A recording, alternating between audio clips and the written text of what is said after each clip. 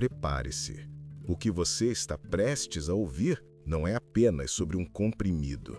É sobre a arquitetura oculta da sua felicidade e o preço bilionário que a indústria cobra por ela. Imagine o seguinte cenário. É uma manhã cinzenta de segunda-feira. Você não consegue sair da cama. O mundo parece estar sob uma névoa densa. O café não funciona. A motivação desapareceu.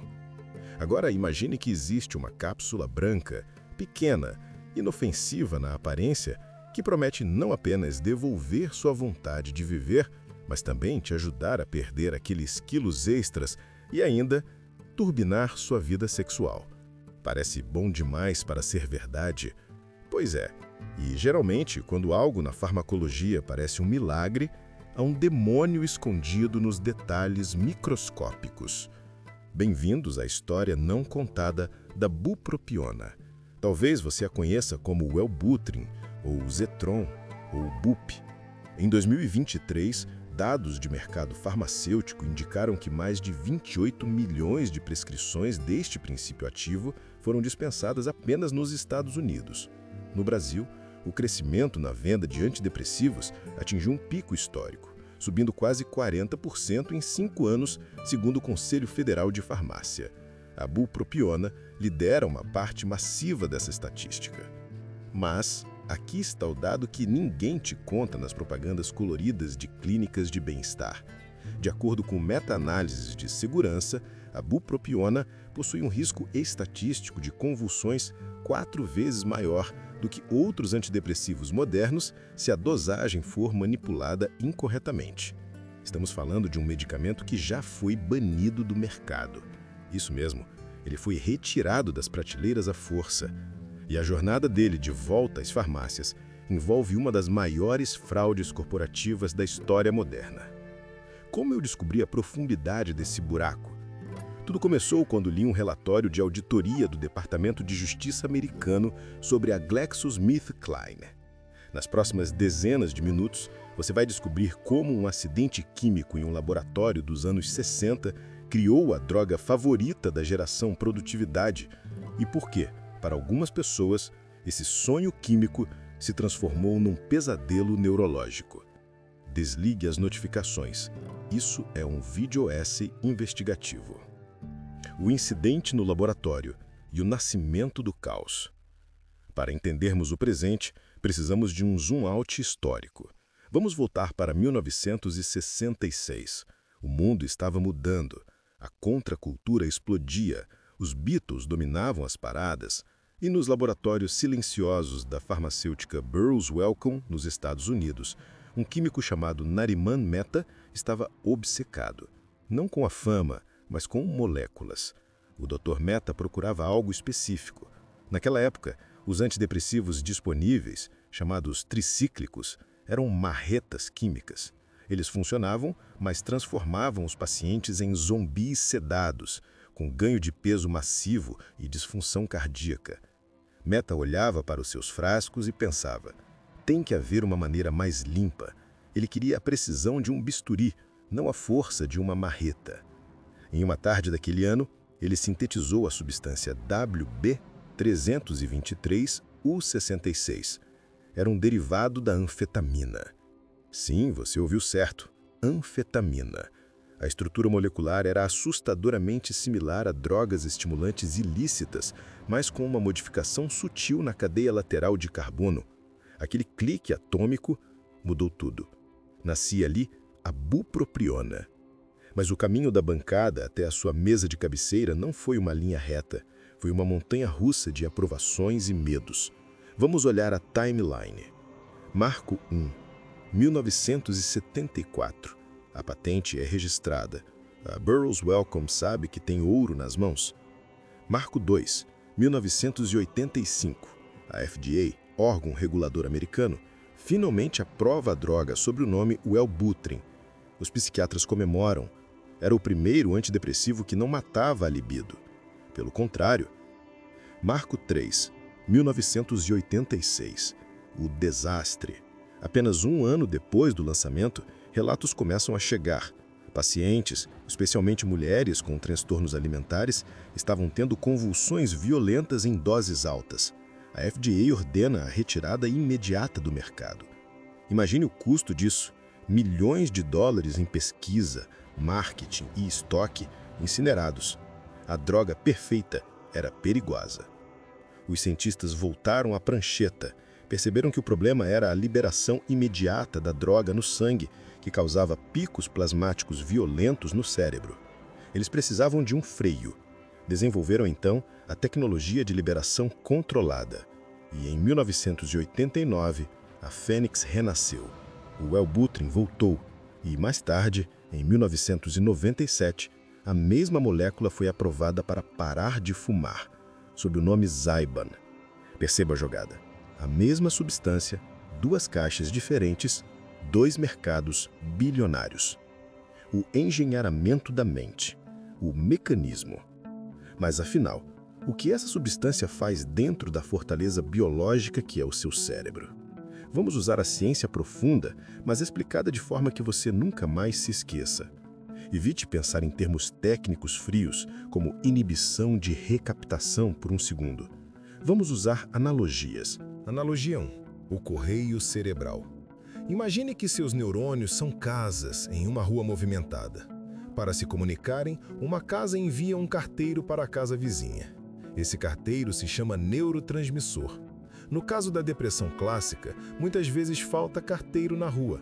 A bupropiona age especificamente sobre dois tipos de carteiros: a dopamina, responsável pelo "eu quero fazer isso", e a noradrenalina, responsável pelo "eu tenho energia para fazer isso". A maioria dos outros remédios, como o Prozac ou o Zoloft, foca na serotonina, o carteiro da calma e satisfação. A bupropiona ignora a serotonina. Ela é estimulante. O que ela faz não é fabricar mais carteiros, ela impede que o carteiro volte para casa cedo. Tecnicamente, ela bloqueia o transportador que recolhe a dopamina da fenda sináptica. Imagine que a bupropiona tranca a porta da casa de onde o carteiro saiu. Ele fica preso na rua tocando a campainha do vizinho repetidamente. Resultado? Mais sinal, mais estímulo, mais vigília. Vamos para a timeline do efeito no organismo. Dia 1. Você toma o comprimido. Quase nada acontece psicologicamente, mas fisiologicamente, seus níveis de noradrenalina sobem. Alguns sentem boca seca e um leve nervosismo, como se tivessem tomado café demais. É o sistema simpático sendo ativado. Semana 1. A neuroadaptação começa. Seus receptores pós-sinápticos começam a se assustar com tanta dopamina sobrando. Alguns começam a se esconder, down regulation. Outros ficam mais sensíveis. É a fase turbulenta. Insônia é comum. Seu sono REM pode ser fragmentado. Sonhos vívidos e bizarros acontecem aqui. Mês 1. O ponto de virada. A sinalização se estabiliza. A tal nuvem cinza começa a se dissipar. Não porque você está feliz, mas porque você tem energia executiva. Aquela louça na pia não parece mais uma montanha impossível. Mês 3. Estabilidade. Aqui observa-se em muitos pacientes a perda de peso. A bupropiona atua no hipotálamo, reduzindo o craving, o desejo impulsivo por comida. Vamos comparar. Por que alguém escolheria isso em vez de um SSRI comum? Critério: fluoxetina, Prozac, bupropiona. Mecanismo: serotonina, bupropiona, dopamina, noradrenalina. Efeito no peso: neutro ou ganho, bupropiona, perda. Efeito na libido: redução drástica, bupropiona, neutro ou aumento. Energia: pode sedar, bupropiona estimula. Entende agora? É o antidepressivo dos tempos modernos. Produtividade, magreza e sexo. É quase uma droga de estilo de vida. E é exatamente aí que o perigo mora. O lado sombrio e os arquivos do tribunal. Respira fundo. Agora vamos sair do laboratório asséptico e entrar nos tribunais federais. Porque onde há lucro recorde, há esquemas. E a história da bupropiona tem um dos capítulos mais obscuros da indústria farmacêutica. Estamos falando do caso United States versus GlaxoSmithKline, concluído em 2012. Esse não é um rumor de internet, é um fato jurídico. A farmacêutica concordou em pagar 3 bilhões de dólares. Sim, 3 bilhões, para encerrar processos civis e criminais. Por quê? Entre outras coisas, por causa do Wellbutrin. De acordo com a denúncia do Departamento de Justiça, a empresa promoveu ilegalmente o Wellbutrin para perda de peso e disfunção sexual numa época em que a FDA tinha aprovado a droga apenas para transtorno depressivo maior. A estratégia de marketing era agressiva. Médicos eram levados a resorts de luxo, palestrantes recebiam fortunas para dizer aos seus colegas: "Olha, esse remédio emagrece, é ótimo para quem reclama de falta de desejo." Vamos olhar para um exemplo humano, construído a partir dos relatos comuns nos arquivos da FDA e processos coletivos. Vamos chamá-la de Ana.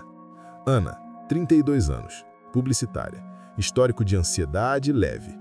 Seu médico prescreve bupropiona não porque ela tinha depressão profunda, mas porque ela se queixava de fadiga e ganho de peso. Na primeira semana, Ana se sentiu incrível, super produtiva, limpou a casa inteira, entregou relatórios antes do prazo, mas na terceira semana a ansiedade virou paranoia. O excesso de noradrenalina disparou ataques de pânico que ela nunca teve antes. Ela começou a ouvir um zumbido constante, tinnitus, um efeito colateral conhecido e persistente. 6 meses depois, Ana não tinha mais fadiga, mas tinha desenvolvido um quadro de insônia crônica que exigia um segundo medicamento para dormir. E o buraco é mais embaixo. Nos presídios e nas ruas, a bupropiona ganhou um apelido sombrio, a cocaína de pobre. Em reportagens investigativas de canais como o Vice e relatórios toxicológicos forenses, documentou-se que pessoas trituram comprimidos de bupropiona para cheirar. O efeito, um high rápido e sujo, seguido muitas vezes por convulsões graves e necrose no tecido nasal. O mecanismo dopaminérgico, quando abusado dessa forma, torna-se cardiotóxico. Isso revela o poder bruto da substância. Não é balinha, é um psicoestimulante potente que mexe com o sistema de recompensa mais primitivo do ser humano. A taxa de convulsão, embora rara na formulação de liberação lenta, cerca de 0,1%, salta exponencialmente em casos de sobredosagem ou mistura com álcool. Imagine seu cérebro como um circuito elétrico. A bupropiona aumenta a voltagem.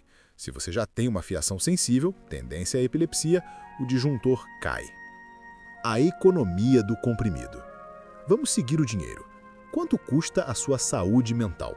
Nos Estados Unidos, onde o sistema de saúde é predominantemente privado e predatório, uma prescrição de marca do Wellbutrin XL pode custar mais de $1.500 anuais sem seguro.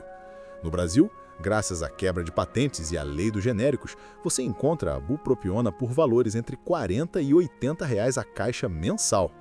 Mas a disparidade não para aí. Observe o gráfico de vendas globais.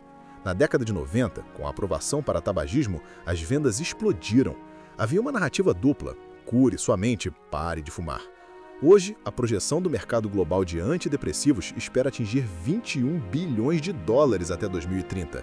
E a bupropiona é uma peça-chave nisso, especialmente num mundo pós-pandêmico obcecado por produtividade. A cultura pop absorveu isso. Em séries como The Sopranos, referências sutis ao uso de medicação para lidar com a máfia moderna aparecem. Na internet, fóruns do Reddit como r/bupropiona têm milhares de membros discutindo doses como se fossem sommeliers de vinho químico. Existe uma glamourização do efeito colateral da perda de peso. Jovens no TikTok chamam ironicamente de a droga das modelos.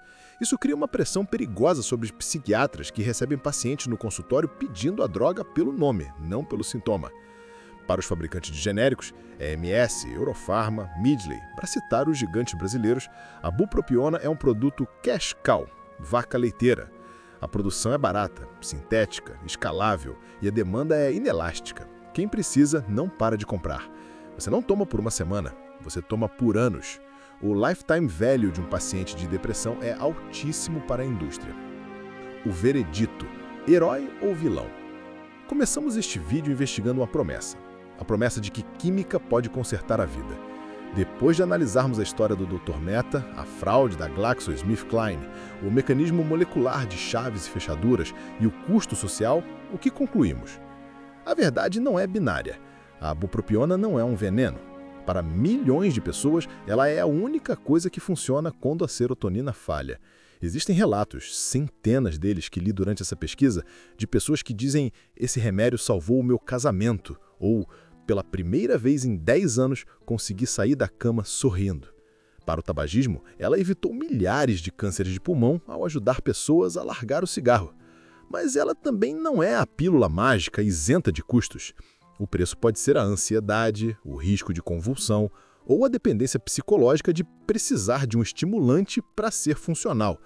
O erro está em tratá-la como um atalho para a produtividade ou emagrecimento, ignorando que se trata de uma alteração profunda na arquitetura do seu eu. Nós vivemos na era da dopamina. Somos viciados em telas, likes, açúcar e novidade. A bupropiona atua exatamente nesse circuito. Talvez a popularidade dela não diga tanto sobre a eficácia da droga, mas sobre a exaustão da nossa sociedade.